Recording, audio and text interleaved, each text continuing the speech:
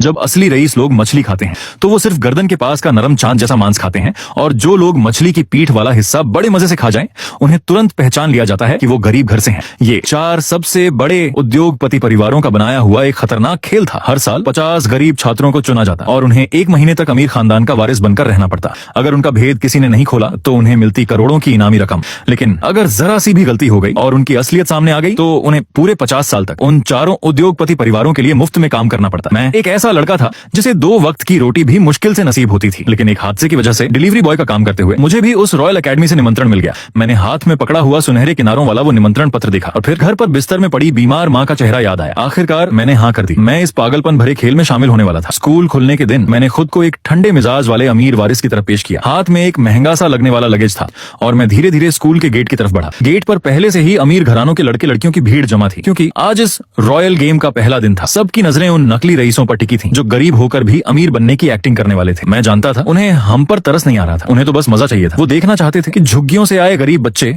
अमीर बनने का नाटक करते हुए कितने दिन टिक पाते हैं। कुछ लोगों ने तो बाकायदा शर्त भी लगा रखी थी, देखना इस बार वाले 3 दिन भी नहीं टिकेंगे। लेकिन तभी जैसे ही मैं गेट के अंदर दाखिल हुआ, पूरा माहौल अचानक शांत हो गया। मेरे चेहरे की ठंडी गंभीरता और आंखों में छुपा अहंकार देखते ही देखते सबकी नजरें मेरी तरफ खींच गईं। लोग धीमी आवाज में फुसफुसाने लगे, ये कौन है? कहीं वही रहस्यमयी वारिस तो नहीं? मैंने हल्का सा भौं सिकोड़कर भीड़ की तरफ देखा, फिर नीचे कीचड़ भरी गीली जमीन पर नजर डाली और बगल में खड़े एक अमीर लड़के की तरफ इशारा किया, अपना कोट उतारो और जमीन पर बिछाओ। लड़का हक्का बक्का रह गया। क्या? मैंने ठंडी आवाज में कहा, मुझे अपने जूतों पर पानी पसंद नहीं। इतना सुनते ही भीड़ में सनसनी फैल गई। ये लड़का पागल है क्या? इतना घमंड, पक्का कोई बड़ा वारिस होगा। लेकिन हैरानी की बात ये थी, किसी ने भी मेरा विरोध नहीं किया, क्योंकि इस बार खेल में एक नया नियम जोड़ा गया था। कुछ असली अरबपति वारिस भी अपनी पहचान छुपाकर आम छात्रों की तरह स्कूल में आए थे, इसलिए कोई समझ ही नहीं पा रहा था कि मैं सच में गरीब हूँ या फिर कोई ऐसा शेर जो भेड़ की खाल पहनकर आया हो। मैंने चारों तरफ ठंडी नजरों से देखा। जिस तरफ मेरी नजर जाती लोग डर के मारे चुप हो जाते। पूरा माहौल जम चुका था। तभी एक अमीर लड़की ताने मारते हुए बोली, मुझे तो ये किसी झुग्गी वाले गरीब की औलाद लगता है, बस एक्टिंग अच्छी कर रहा है। मैं बिना कुछ बोले सीधे उसके सामने जाकर खड़ा हो गया और अगले ही पल छटाक